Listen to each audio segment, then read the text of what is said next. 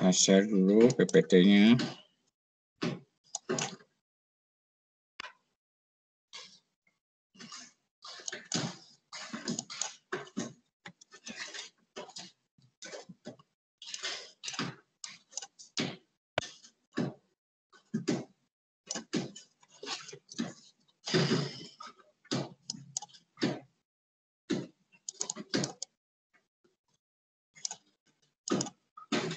Saya coba untuk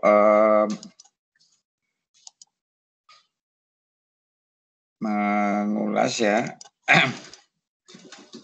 Bentar.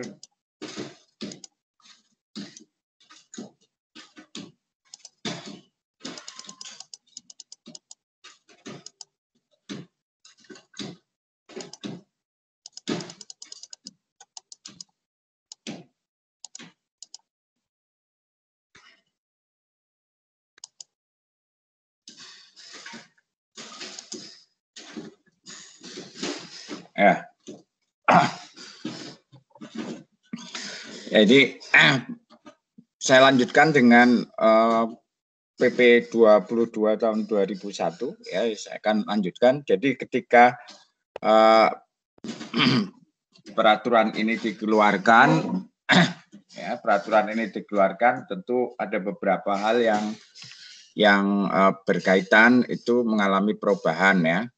Nah, ini contohnya ini adalah kemarin saya sudah sebutkan, nih saya akan ulangi satu slide ini, nanti ke belakang kemudian kita lanjutkan, bahwa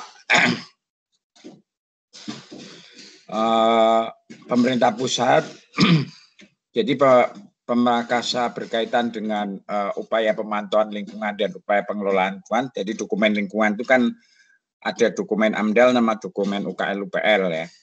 Nah, untuk yang dokumen upaya pengelolaan dan upaya pemantauan lingkungan ini, itu tentu persetujuannya ya, kewenangan persetujuan PKPLH-nya itu dilakukan oleh kementerian apabila skop pekerjaan itu pada tingkatan nasional ya, pada tingkatan nasional. Kemudian kalau pada tingkatan regional atau di tingkat provinsi, maka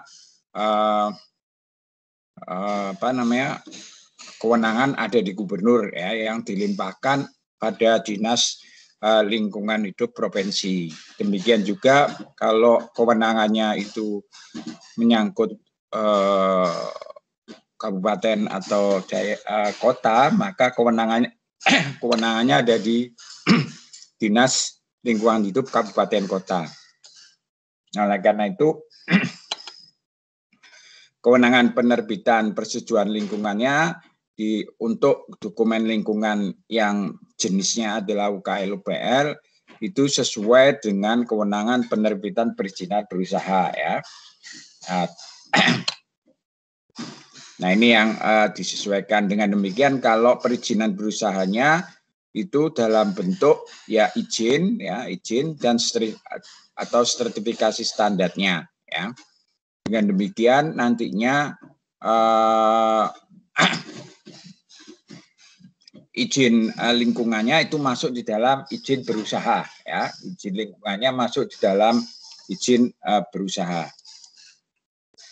Nah, terkait dengan dokumen lingkungan yang lain ya, dokumen lingkungan yang lain yang terdiri dari AMDAL misalnya dan SWPL, maka persetujuannya tetap masih mengacu kepada dalam bentuk kalau AMDAL itu surat keputusan pengelolaan lingkungan, yaitu ya SKKL-nya itu dilakukan oleh tergantung dari tingkat kewenangan ya tadi.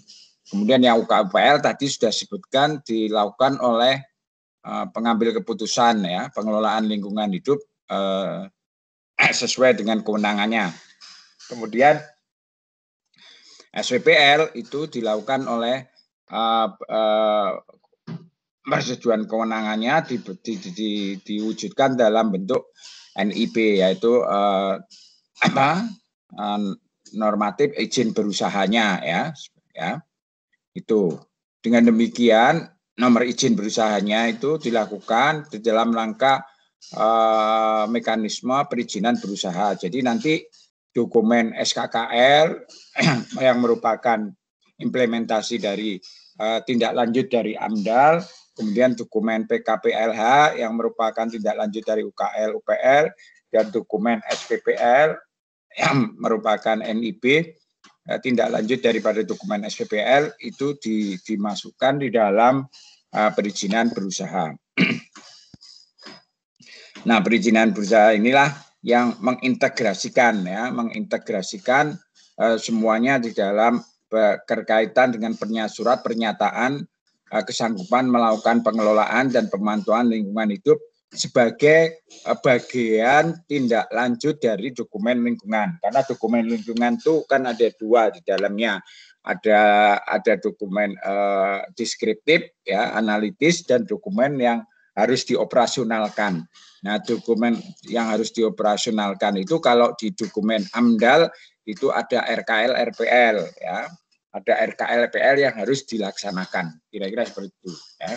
Demikian juga dengan dokumen-dokumen yang lain. Nah, oleh karena itulah maka misalnya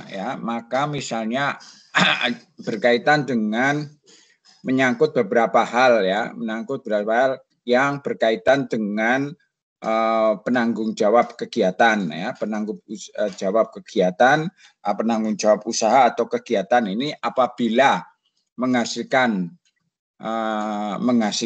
atau melakukan mekanisme pengangkutan atau mengedarkan atau menyimpan ya di dalam konteks pemanfaatan kembali juga dan mengolah B3, maka harus ketentuan perizinannya itu harus terintegrasi melalui dalam dokumen AMDAL dan UKL UPL ya. Jadi tidak boleh sendiri-sendiri ya perizinannya. Jadi kalau di PP 101 tahun 2014 berkaitan dengan B3, maka menghasilkan itu kan izin sendiri ya, izin harus memiliki izin menghasilkan limbah B3 harus memiliki izin sendiri. Ya, kemudian mengangkut harus punya izin sendiri ya, kemudian menyimpan harus punya izin sendiri, memanfaatkan harus punya izin, termasuk mengolah itu harus memberikan izin sendiri. Walaupun perizinan yang sendiri-sendiri itu masih masuk di dalam dokumen AMDAL yang lama ya, di dalam dokumen AMDAL yang lama di luar ketentuan PP ini masuk di dalam mekanisme perizinan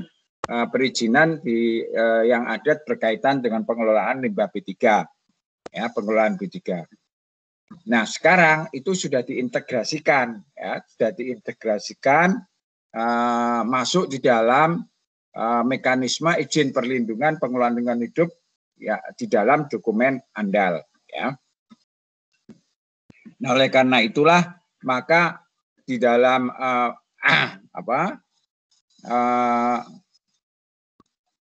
ketentuan di dalam pasal 61 di dalam peraturan pemerintah nomor 22 tahun 2001 ini tidak hanya menyangkut B3 ya, ini menyangkut yang lain, adalah menyangkut pembuangan air limbah ke laut misalnya, menyangkut pembuangan air limbah ke sumber air permukaan, menyangkut pembuangan emisi ke udara ya, dan menyangkut pemanfaatan air limbah untuk aplikasi remediasi di tanah dan sebagainya. Nah, itu semua itu harus mengacu kepada ketentuan yang ada ya. Sehingga perlu dikaji. Nah, ya, dikaji lebih dalam di dalam dokumen AMDAL UKL UPL ya, dalam dokumen AMDAL atau UKL UPL. Nah, oleh karena itulah maka mulai A sampai F ini harus masuk di dalam mekanisme kajian ya. Kalau dulu hanya merupakan izin ya.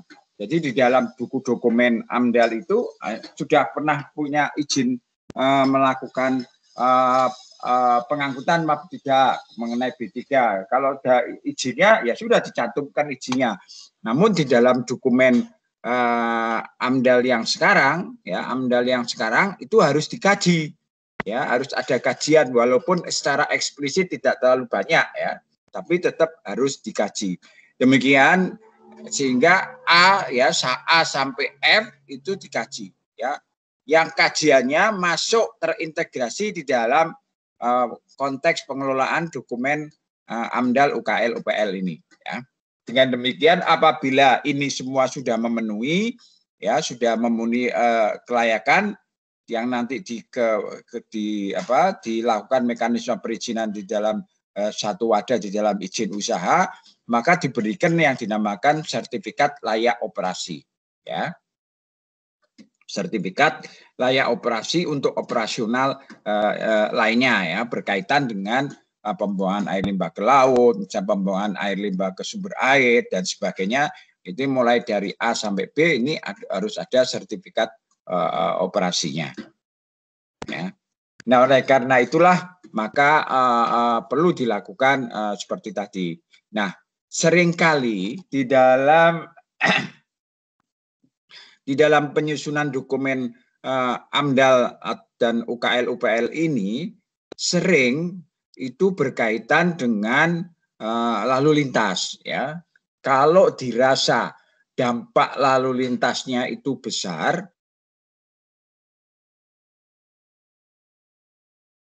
itu telah dilakukan harus dilengkapi dengan dokumen AMDAL lalu lintas ya. Dulu dikaitkan dengan itu ya.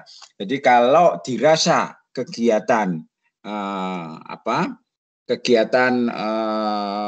yang akan dilakukan, yang akan direncanakan itu memiliki dampak lalu lintas yang cukup besar, yang cukup riskan ya, sehingga dikhawatirkan akan memberikan tingkat kemacetan, memberikan tingkat dampak lalu lintas yang sangat besar, maka dulu sebelum peraturan pemerintah nomor 22 ini tahun 2001 itu dilakukan studi terpisah, yaitu AMDAL lalu lintas ya, yang terpisah dengan dokumen AMDAL-nya ya, dokumen AMDAL, sehingga mau tidak mau dipisahkan. Nah, sekarang berkaitan dengan ini harus masuk di dalam terintegrasi di dalam izin PPLH. Maka oleh karena itulah maka AMDAL lalu lintas itu harus masuk di dalam dokumen AMDAL ya, dokumen lingkungan ya. Jadi baik dokumen AMDAL maupun UKL-UPL. Sehingga dengan demikian maka terintegrasi menjadi satu di dalam dokumen AMDAL ya, di dalam dokumen yang dulu dokumen analisis dampak lalu lintas itu sendiri ya, sendiri. Nah, oleh karena itulah maka harus ya, karena di dalam penyusunan dokumen AMDAL itu mencakup dua proses, yaitu proses yang pertama Anda sudah sama-sama tahu adalah proses di dalam berkaitan dengan pelingkupan ya, pelingkupan sehingga mendapatkan kerangka acuan ya, mendapatkan dokumen kerangka acuan analisis dampak lingkungan ya, kerangka acuan. Kemudian proses penyusunan dokumen AMDAL itu sendiri ya, dokumen AMDAL itu sendiri ya, yang terdiri dari dokumen analisa dampak lingkungan ya, yang merupakan dokumen deskriptif analitis ya, deskriptif analitis dan dokumen operasional ya, yang kita sebut dengan dokumen rencana pengelolaan dan rencana pemantauan ya. Dengan demikian maka ya, dampak kegiatan lalu lintas itu harus masuk di dalam dokumen ini. Jadi menyatu ya, menyatu di dalam dokumen ini.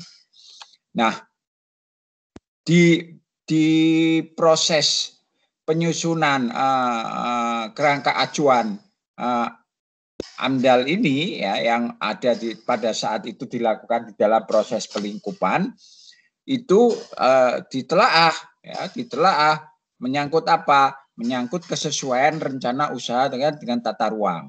Begitu dia tidak sesuai, maka harus ditolak, ya, ditolak itu. Kira-kira seperti itu, ya. Kemudian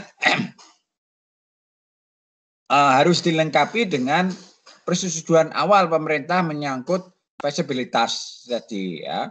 Feasibility study-nya yang lain, yaitu menyangkut tentang apa, aspek teknisnya atau aspek ekonomisnya, aspek sosialnya yang memiliki resiko tinggi, ya, yang memiliki resiko tinggi dan menengah, ya. Dengan demikian, maka ketika itu sudah ditelaah pada tahapan pelingkupan, maka harus masuk di dalam kerangka acuan, ya, di dalam acuan.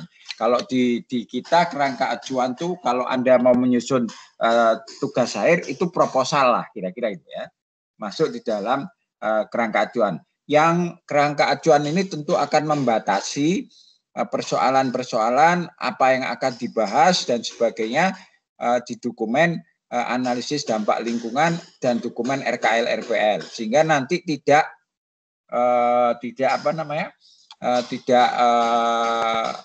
kemana-mana, ya. Jadi fokus betul di dalam keadaan ini,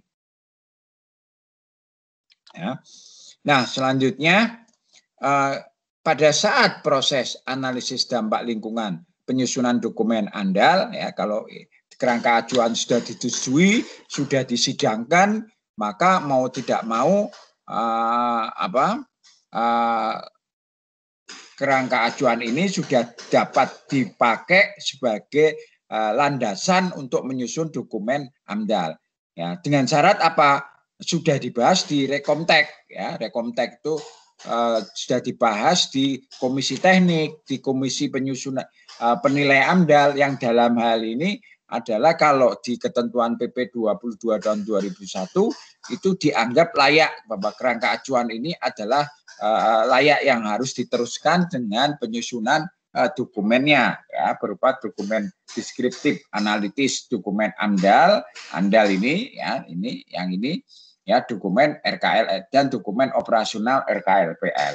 Nah, di dalam penyusunan dan penilaian dokumen AMDAL kurung atau AMDAL RKL RPL atau UKL UPL, maka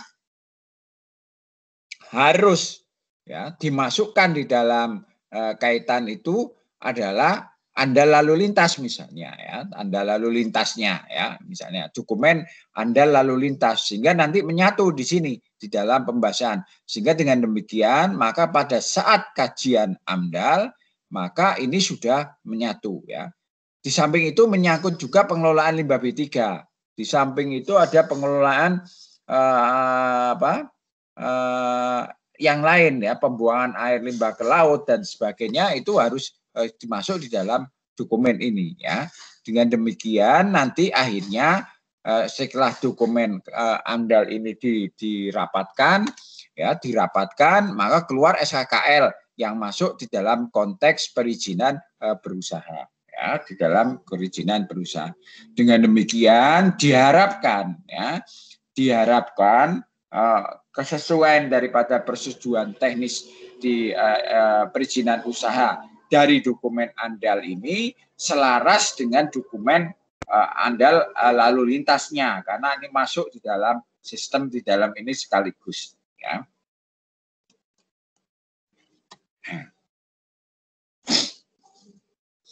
Nah, bagaimana proses persetujuan lingkungan hidup berkaitan dengan AMDAL RKL RPL maupun AMDAL maupun RKL RPL maupun UKL UPL, ya, berkaitan dengan SKKL-nya. Ya, ini mau tidak mau surat keputusan pengelolaan lingkungan hidup yang terintegrasi dengan ini, maka mau tidak mau harus dibuat SOP-nya. Ya, di SOP-nya. Kira-kira SOP-nya adalah sedemikian rupa, yaitu yang pertama pada saat pra AMDAL misalnya, pada tahapan pra AMDAL itu perlu dilakukan adalah mekanisme pengisian formulir kerangka acuan yang didasarkan atas proses pelingkupan, ya, ini dilakukan. Kemudian dilakukan pemeriksaan, ya, pemeriksaan, evaluasi, rapat, dan sebagainya di dalam satu forum rapat kita membahas tentang formulir kerangka acuan yang kita bahas dinilai oleh tim teknis, ya, dinilai oleh tim teknis. Nah, apabila disetujui, ya ini Pak tidak lama. Paling lama 30 hari, ya, di dalam 30 hari oleh tim teknis ini pemeriksaan formulir KA. Kebetulan saya salah satunya, kalau di Semarang saya yang menilai salah satunya, ya. Ada beberapa orang lain yang tim teknis yang menilai. Kebetulan saya salah satu, ya. Kalau memang berkaitan dengan aspek yang saya kuasai, maka saya dipanggil, ya. Kalau tidak, ya maka akan diundang yang lainnya, ya, yang berkaitan dengan bidang-bidang yang sesuai dengan ketentuan yang ada. Kemudian dilakukanlah penyusunan, ya, penyusunan hasil penyusunan AMDAL itu kita rapatkan juga pada forum-forum ini. Nah, kira-kira penyusunan dokumen AMDAL itu dilakukan setelah kerangka acuan itu disetujui, kira-kira sekitar 60 sampai 180 hari kerja, ya. Berarti sekitar 2 bulan sampai 6 bulan. Dan itu harus selesai. Ya, kalau enggak nanti akan mengulang ke arah pemeriksaan daripada kerangka acuan lagi, gitu, ya. Nah, ini apabila ini sudah dilakukan, maka dirapatkan dan ada catatan-catatan, ya, ada catatan-catatan, maka akhirnya nanti akan diperoleh satu penilaian akhir, ya, setelah dilakukan revisi, ada catatan daripada hasil sidang, maka akan direvisi, ya, akan direvisi. Namun sebelumnya perlu diketahui bahwa di dalam forum rapat ini itu semua teman-teman penyusun AMDAL, anggota penyusun AMDAL, ketuanya dan sebagainya itu harus hadir, ya, harus hadir, ya, harus hadir. Kalau sekarang mungkin hadir dalam bentuk virtual, ya, dengan daring. Tapi kalau dulu sebelum COVID dia harus hadir, ya, harus hadir semua, termasuk pemrakarsa. Nah, pemrakarsa itu bisa didampingi oleh konsultan konsultan yang merancang daripada kegiatan itu atau konsultan teknisnya. Kemudian didampingi pula oleh penyusun dokumen AMDAL, ya, penyusun dokumen AMDAL. Tentu yang memiliki kualifikasi, ya, yang memiliki kualifikasi atau memiliki kompetensi yang ditunjukkan dengan kualifikasi sertifikatnya, ya, berupa KTPA atau ATPA, ya. Ini, nah apabila ini sudah sudah mampu, ya, ya, maka mau tidak mau dia sudah mampu dan sesuai ini memiliki KTPA-nya, KTPA dan ATPA-nya, dan masih berlaku, ya, umurnya tidak hangus, ya, karena umurnya biasanya 3 tahun. Ya, KTPA dan ATPA itu umurnya 3 tahun. Kita cek apabila dia masih berlaku, maka mau tidak mau dia berhak untuk menyusun itu, ya. Dia menyusun itu. Nah, jadi KTPA itu sertifikat KTPA maupun ATPA itu harus dilengkapi, ya. Itu sebagai kompetensi penyusun daripada analisis dampak lingkungan, ya. Ya. Itu harus dimiliki, ya. Kemudian barulah dilakukan penilaian, ya, di dalam kaitan ini di PP 22 tahun 2000 merupakan bagian di dalam konteks kelayakan, ya. Nah, di dalam konteks kelayakan ini dilakukan penilaian, ya, dilakukan rapat di sini, dilakukan penilaian. Apabila ini dokumen AMDAL ini sudah disusun paling lama 6 bulan, ya, paling lama 6 bulan, maka dirapatkan. Nah, dirapatkan ini ada 2 hal yang penting, ya, dilakukan masa rapat itu di dalam rangka untuk menilai, melakukan penilaian di dalam dokumen AMDAL RKL RPL, ya, oleh tim uji kelayakan, dan juga nanti hasilnya adalah rekomendasi, ya, rekomendasi hasil penilaian dan penilaian akhir daripada dokumen AMDAL RKL RPL ini, ya. Apabila ini sudah disetujui oleh tim uji kelayakan, maka diberikanlah surat, ya, surat berupa rekomtek yang akan diberikan di dalam oleh ke instansi terkait, yaitu instansi terkait dalam hal ini dinas, ya. Kalau di provinsi itu Dinas Lingkungan Hidup, kalau di kabupaten juga Dinas Lingkungan Hidup, maka dibuatlah keputusan kelayakan lingkungan hidup yang berupa SKKL ini, ya, berupa SKKL ini, ya, kemudian dilengkapi dengan perizinan berusaha, apakah ini SKKL-nya itu layak atau tidak layak di dalam atau ketidaklayakan daripada lingkungan hidup maupun layak atau tidaknya itu, maka di bagian itu akan merupakan bagian yang terintegrasi dengan izin berusahanya. Dengan demikian, maka tentunya ini semua alur ini yang ada di dalam kotak ini akan memberikan kontribusi. Kita bisa lihat, misalnya di sini 30 hari, di sini 6 bulan, misalnya gitu kan. 6 bulan berarti ini sudah 7 bulan. Di sini 2 bulan, ya. Di sini 2 bulan berarti ada 9 bulan, ya, maksimum. 9 bulan dokumen ini maksimum, ya, maksimum, ya, sudah disetujui, sudah dirapatkan, sudah dilakukan tahapan-tahapan secara jelas. Dengan demikian, maka diharapkan kronologis di dalam ini akan masuk di dalam bagian dari sistem uji kepada kelayakan dari. Nah, terintegrasinya ke dalam dokumen AMDAL ini nantinya tentu diharapkan akan menyangkut beberapa hal. Yang pertama, persetujuan teknis. Yang kedua, berkaitan dengan rencana induknya, misalnya, ya. Misalnya ini ada bentuknya, misalnya induk pelabuhan, misalnya. Kemudian persetujuan teknis berkaitan dengan pengelolaan limbah B3, misalnya, ya.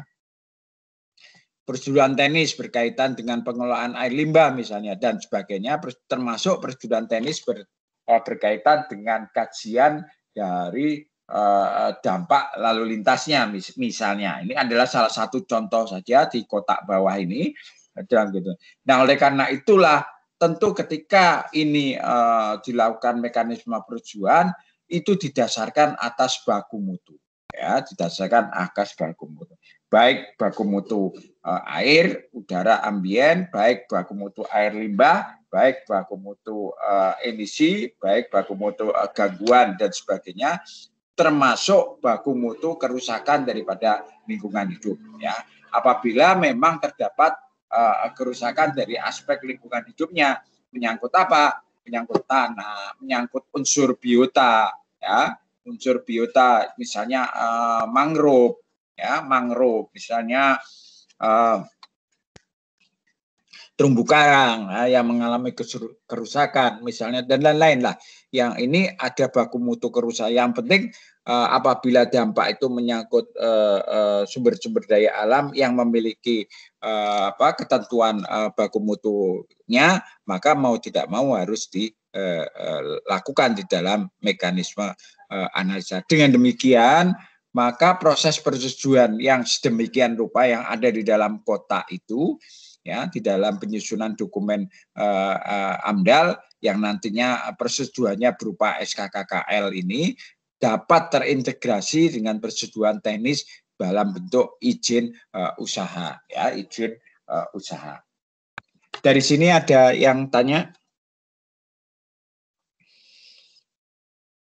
Ada yang tanya? Halo? Semuanya masih? Dari saya belum masih, Prof. Belum ada, Prof. On semua? Ya. Masih, Prof. Ya. Masih, Prof. Ya. Ya. Jadi ini alurnya seperti ini, ya. Alurnya adalah seperti ini, ya. Kemudian kita lanjutkan. Nah, oleh karena itu pengaturan kewenangan penerbitan persetujuan lingkungan didasarkan pada kewenangan penerbitan perizinan berusaha tadi, ya, di PP 22 tahun 2001 sekarang tidak ada izin lingkungannya ya, tapi sudah masuk di dalam kewenangan daripada perizinan berusaha yang di dalamnya ada izin lingkungannya ya. Jadi kalau dulu itu sebelum PP 22 tahun 2001 keluar izin lingkungan. Ya, izin lingkungan tersendiri baru nanti dipakai di dalam konteks untuk mengajukan izin usaha ya. Tapi kalau ini adalah keluarnya bersamaan ya, nanti bersamaan dengan perizinan berusaha. Dengan demikian begitu izin lingkungannya itu sudah disetujui, nanti keluarnya kebijakan usaha ya, perizinan. Jadi perizinan berusaha itu juga akan bergantung kepada perizinan daripada lingkungannya ya. Dan kewenangan tidak lagi didasarkan berdasarkan pembagian kegiatan yang sangat strategis ya, baik untuk kegiatan strategis yang pusat, provinsi dan kabupaten kota itu tidak lagi, pokoknya izinnya dikeluarkan oleh yang berwenang ya, yang di dalam ini. Berwenang siapa? Tim uji kelayakan, baik yang ada di kabupaten kota, baik yang ada di provinsi, baik yang ada di pusat. Dengan demikian kewenangan yang diberikan kepada tim uji kelayakan itu, kelayakan dokumen ini, maka dapat dianggap diselaraskan dengan kewenangan persetujuan lingkungan dengan perizinan berusaha. Jadi tidak perizinan lingkungan sendiri kemudian baru dilakukan izin usaha, tidak, tapi merupakan integrasi antara persetujuan lingkungan dengan perizinan berusaha ya. Nah, perubahan persetujuan lingkungan. Nah, seringkali deskripsi kegiatan itu berubah. Ya, deskripsi kegiatan berubah. Kalau deskripsi kegiatan itu berubah, misalnya contohnya itu, maka mau tidak mau harus ada perubahan persetujuan daripada lingkungannya, Nah, oleh karena itu kira-kira apa yang berubah? Misalnya ini perubahan berkaitan dengan kepemilikan daripada aset, kepemilikan daripada tanah, kepemilikan daripada bangunan yang akan dibangun dan sebagainya. Kemudian pemisahan ya, apabila memang harus dipisahkan, misalnya suatu ketika harus dipisahkan atau digabungkan ya, atau penanggung jawabnya berubah ya, nama kegiatannya berubah atau wilayah administrasinya berubah. Nah, apabila itu mengalami perubahan, maka harus melakukan mekanisme penyusunan dokumen baru ya. Di dalam ini. Oleh karena itu dokumen lingkungannya harus baru. Kemudian poin yang kedua, apabila deskripsi kegiatan itu mengalami pengurangan, ya, penciutan. Ya. Kalau deskripsi kegiatannya tetap nggak ada masalah, tapi begitu deskripsi kegiatannya mengalami pengurangan atau penciutan atau itu, maka mau tidak mau maka harus menyusun dokumen AMDAL baru atau dokumen AMDAL EKL baru atau dokumen UKL UPL baru ya. Kemudian yang ketiga, barangkali ada perubahan dampak. Nah, ini ya, setelah dilakukan audit, setelah dilakukan evaluasi dan sebagainya, maka ternyata ada perubahan dampak, ada perubahan risiko ya yang diwajibkan.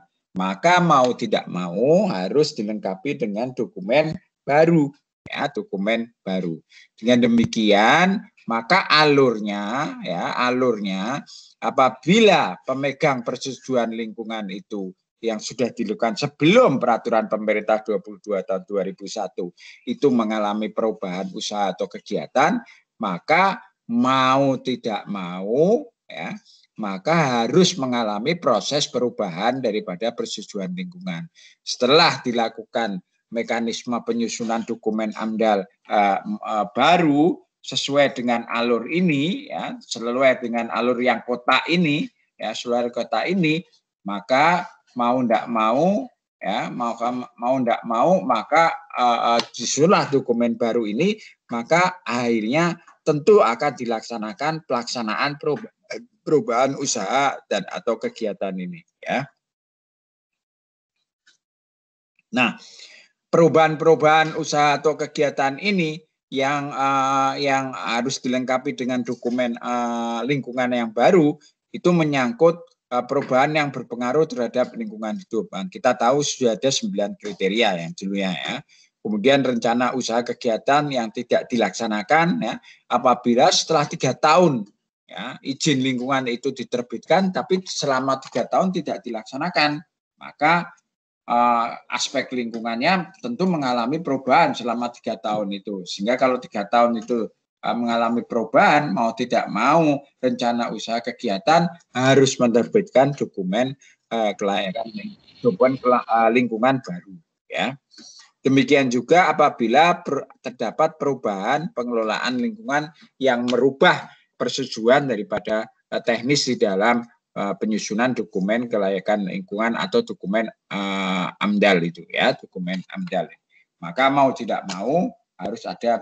Jadi intinya adalah kapan pemrakasa kegiatan harus melengkapi dokumen baru berkaitan dengan AMDAL, ya, ANDAL, RKL, RPL, dan atau dokumen UKL, UPL itu dilakukan apabila terjadi ini. Ya, ini terjadi ini, ya, terjadi apa yang terjadi di dalam mekanisme pengecualian ini, ya.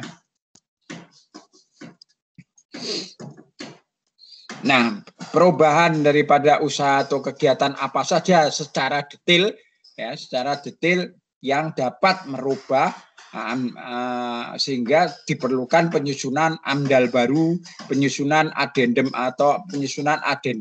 atau penyusunan UKL UPL baru adalah perubahan-perubahan ini, ya. Ya, perubahan ini mulai nomor 1 sampai nomor 13, ya. Secara detail, maka mau tidak mau kriteria perubahan yang ada nomor 1 sampai dengan nomor 13 ini yang akan mengakibatkan adanya perubahan A, B, dan C, ya. Akhirnya harus diwujudkan dalam bentuk penyusunan ini baru. Dan ini termaktub di dalam pasal 89 dan 90 Peraturan Pemerintah Nomor 22 Tahun 2001. Jadi ini, ya, alasannya ini, ya. Jadi kapan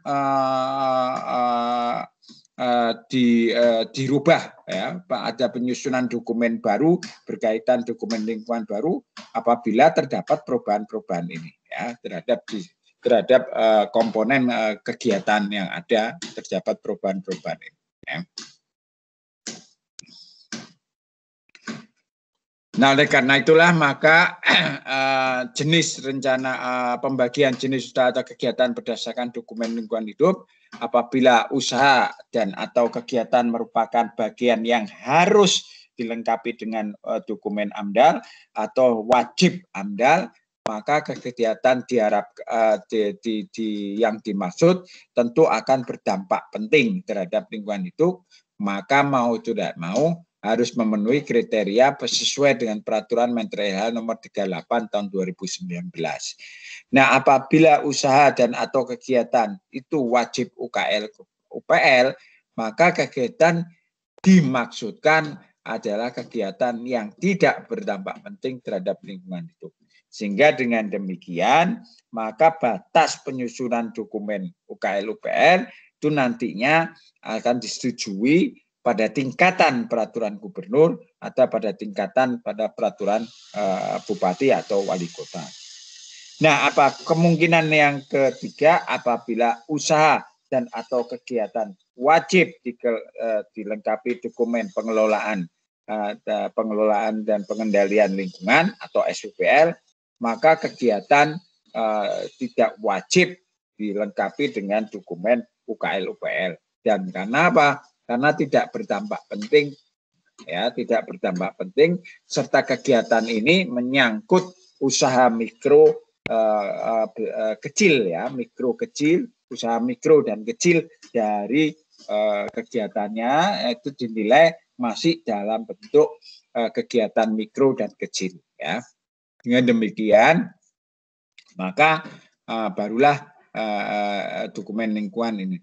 Nah, penerapan RKL RPR ini seringkali ya apabila di dalam satu kawasan ya di dalam satu kawasan itu terdapat banyak kegiatan yang harus dilengkapi dengan dokumen AMDAL kawasan itu, maka ada beberapa hal ya, terutama menyangkut penerapan dari AMDAL RKL RPR Linci adalah menyangkut pada kawasan-kawasan, misalnya kawasan ekonomi khusus, kawasan industri, kawasan perdagangan bebas dan pelabuhan dan sebagainya. Ini harus dilengkapi dengan penerapan dokumen AMDAL RKL RPL namun secara rinci ya, harus secara rinci ya.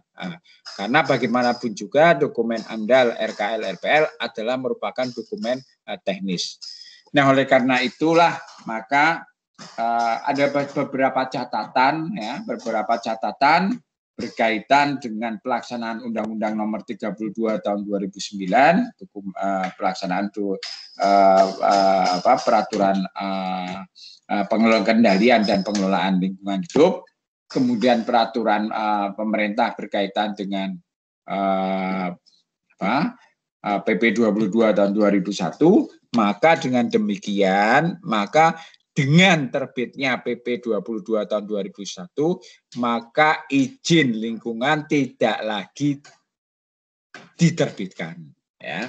Karena izin lingkungan sudah included masuk di dalam mekanisme izin usaha.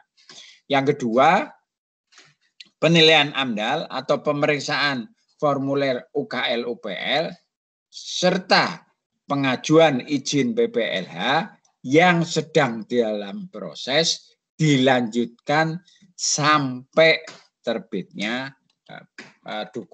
persetujuan daripada lingkungan. Jadi apabila ada tahapan penilaian AMDAL atau pemeriksaan formulir UKR EPL atau pengajuan izin PLH yang sedang di dalam proses dengan diterbitkannya PP 22 tahun 2001 ini, maka dapat dilanjutkan sampai terbitnya dengan persetujuan lingkungan. Yang C, proses penilaian AMDAL atau pemeriksaan formulir UKL UPL berdasarkan permohonan penerbitan izin lingkungan yang diajukan dan dinyatakan telah lengkap sebelum tanggal 20 Februari 2001, maka dapat dilaksanakan oleh Komisi Penilai AMDAL atau instansi lingkungan berdasarkan pengaturan kewenangan sesuai Peraturan Menteri Lingkungan Hidup atau Permen LH ya, nomor 8 tahun 2013. Dengan demikian, maka dapat diterbitkan persetujuan lingkungan dengan format sebagaimana diatur di dalam pasal 49 ayat 6 dan pasal 63 PP Peraturan Pemerintah tahun 2001. Ya. Poin yang kedua, proses penilaian AMDAL, pemeriksaan formulir UKL UPR atau proses izin PPLH terkait dengan baku mutu, kajian resiko yang kita andalkan, yang kita dasarkan, kita hubungkan dengan berkaitan dengan baku mutu, lingkungan hidup, dan pengelolaan limbah B3 misalnya, berdasarkan permohonan yang diajukan setelah tanggal 2 Februari tahun 2001, maka pemohon diminta untuk mengajukan kembali permohonannya sesuai petunjuk pelaksanaan daripada PP 22 tahun 2001.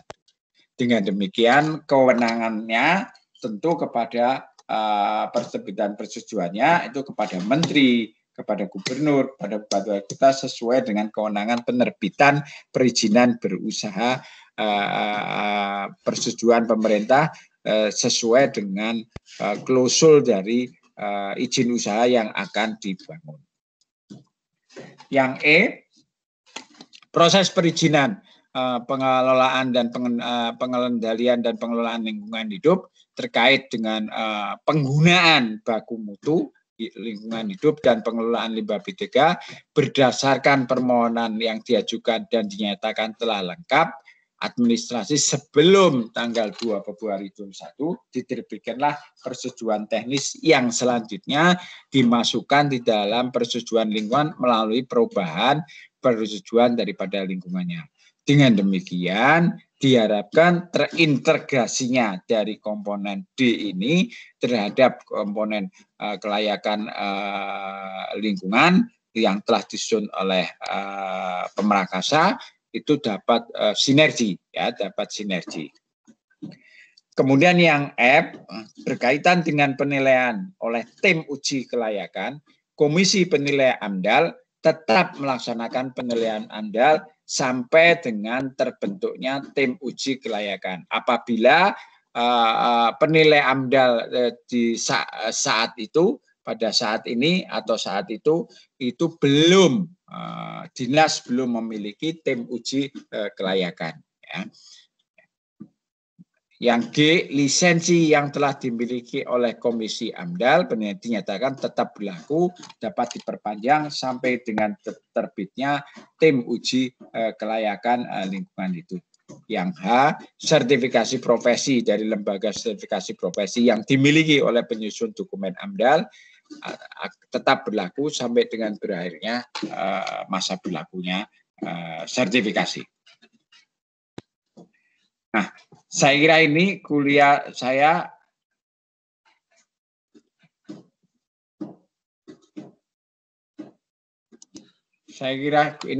saya berkaitan dengan hari ini. Mudah-mudahan ini bermanfaat. Barangkali ada yang tanya? Prof, izin bertanya, Prof. Saya Devita izin bertanya. Tadi untuk penerapan RKL-RPL secara rinci itu salah satunya ada kawasan ekonomi khusus ya, Prof. Ya. Nah, contoh dari kawasan ekonomi khusus sendiri itu seperti apa ya, Prof? Terima kasih. Misalnya, ekonomi khusus itu misalnya kawasan industri, misalnya kawasan industri berikat ya yang dibangun oleh pemerintah misalnya ya, yang sementara ini akan dibangun, contohnya misalnya di Batang yang saat ini sedang akan dibangun ya.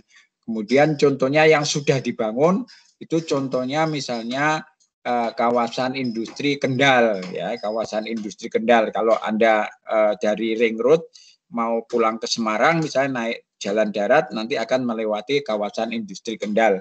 Nah, itulah contoh-contoh yang harus dilengkapi dengan artinya memang kegiatan-kegiatan yang strategis ya, kegiatan-kegiatan strategis ya. Dan bisa juga kegiatan kabupaten kota sendiri ya yang didanai oleh APBD ya, bukan APBN. Kalau itu lebih banyak didanai oleh APBN, APBD itu bisa juga masuk di dalam kriteria ini. Apabila memang kriterianya luas ya, bangunannya besar dan sebagainya, dan kawasan industri dari berbagai komponen industri yang masuk di dalam sistem.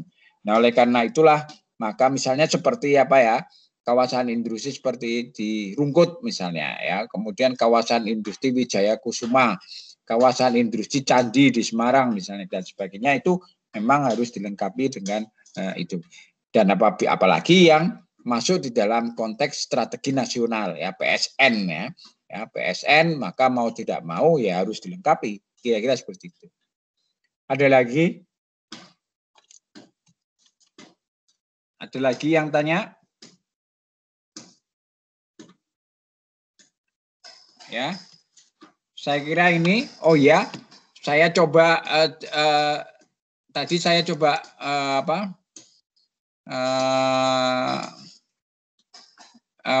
manualisasi daripada presensi ya. Nanti coba kita lihat presensinya. Saya sudah coba manualisasi tadi sambil ya.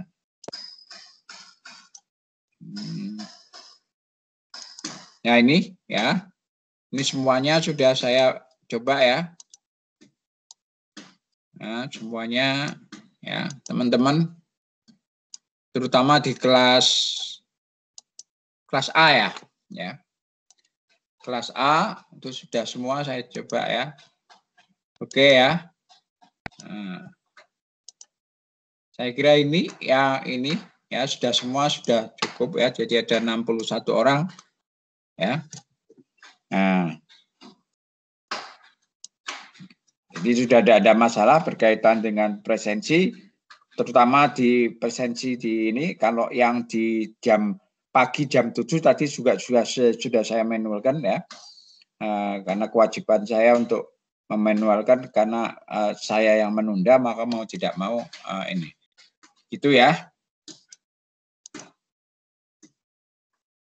Saya kira ini kuliah saya. Ya, Mbak Eni, saya kira ini. Iya, terima kasih Prof. Semuanya. Ya, Mbak Eni, teman-teman semua, tolong jangan sampai lupa tugasnya ya.